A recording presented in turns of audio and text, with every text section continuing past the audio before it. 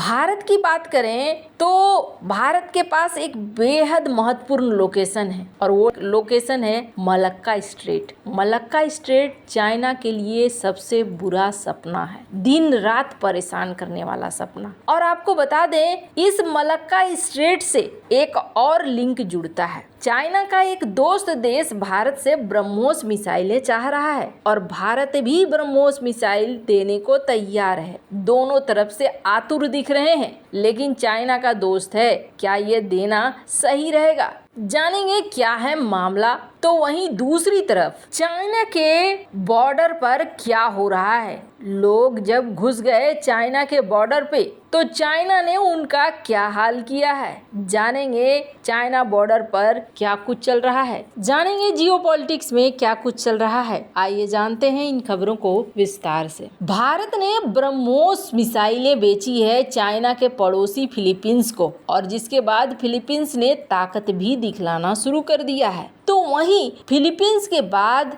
China का एक दोस्त देश है थाईलैंड। थाईलैंड भारत से ब्रह्मोस खरीदना चाहता है और भारत भी इसे ब्रह्मोस देने को तैयार है।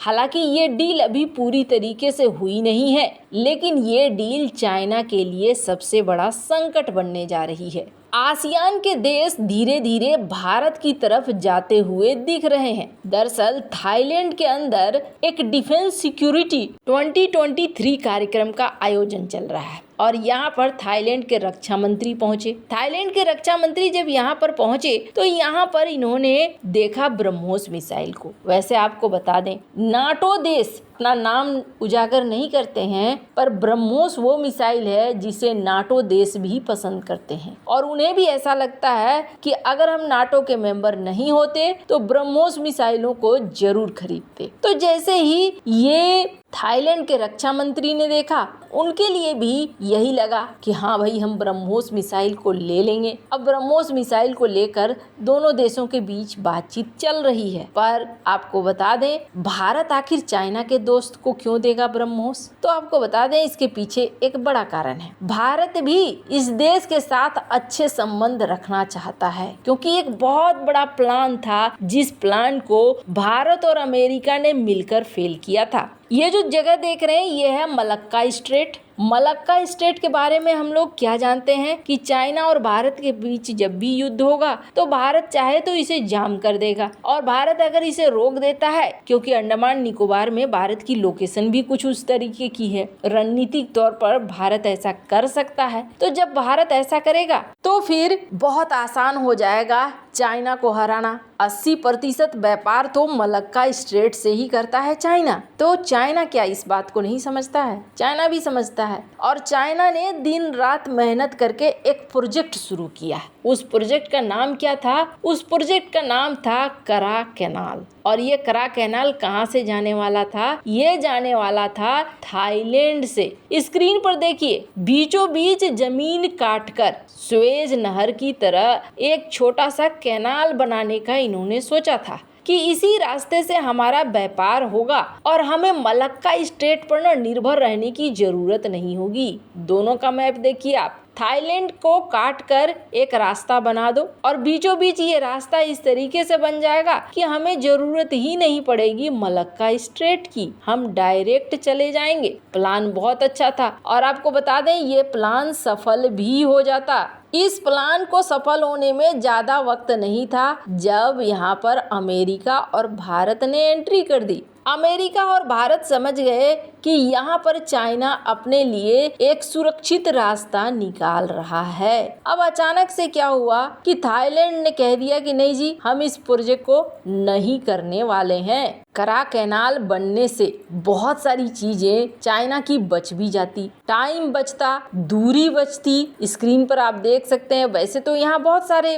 स्ट्रेट हैं, आप देखेंगे मलक्का स्ट्रेट है, सुंडा स्ट्रेट है, लोम्बोक स्ट्रेट है, पर इन सब में करा कैनाल का टाइमिंग सबसे कम होता। करा कैनाल की तुलना में मलक्का स्ट्रेट प्लस 1200 किलोमीटर है, यानी 2 से 3 दिन बचते चाइना को। सुंडा स्ट्रेट 2800 किलोमीटर है, 4 से 5 दिन बचते। लोम्बोक 3500 किलोमीटर प्लस है, यानी 5 से 6 दिन बचते। ये प्रोजेक्ट बहुत महत्वपूर्ण था चाइना के लिए, पर इस प्रोजेक्ट को रुकवा दिया गया रणनीतिक तौर पर बहुत ही ज्यादा समझदारी के साथ। तो भारत चाहता है कि ये प्रोजेक्ट न बने और भारत थाईलैंड के साथ अच्छे रिश्ते भी चाह रहा है। पुरानी सरकार चाइना के पसंद की सरकार होती थी, लेकिन नई सरकार ये सोचकर चल रही है कि हमें हर शक्ति के साथ मिलकर चलना है, हमें अपने फायदे के अनुसार चलना है। और यही वजह है कि यहाँ भारत के लिए थोड़ी बढ़त होती हुई दिख रही है। फिर भी ऐसा माना जा रहा है कि भारत के लिए इतना आसान नहीं होने वाला है,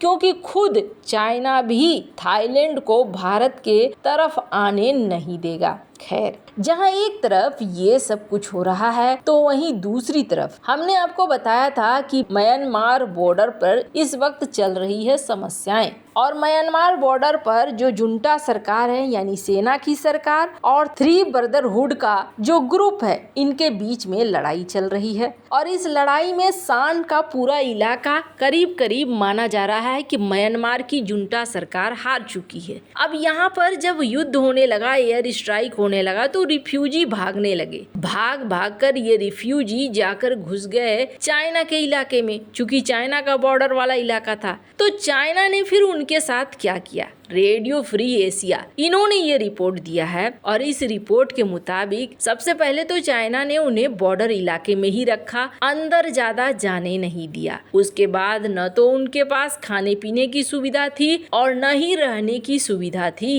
कहा जा रहा है, स्क्रीन पर आप देख सकते हैं ये कटिंग, जिसपे कह रहे हैं ये कि जब हम वहाँ पे पहुंचे तो चाइना ने हमारे फोन को चेक करना शुरू कर दिया कि कहीं हम इंफॉर्मेशन तो नहीं भेज रहे हैं। कहा जा रहा है कि 7 से 10 हजार लोग होंगे जो यहाँ से भाग भाग कर उस तरफ पहुंचे हुए थे। पर जब यहाँ बहुत सारी दिक्कतें होने लगी, बातचीत होने लगी, चूंकि चाइना के सिक्योरिटी मिनिस्टर भी इस वक्त म्यांमार में हैं और चाइना रिफ्यूजियों को रखने वाला देश तो है नहीं, तो जब सिक्योरिटी मिनिस्टर ने बातचीत वगैरह की, उसके बाद अब ये गुट उसे वापस ले रहे हैं और अपने देश में वापस भेज रहे हैं। 5000 रिफ्यूजियों की वापसी हो गई है और कहा जा रहा है कि अभी भी 2000 लोग हैं जिनको वापस ले लिया जाएगा।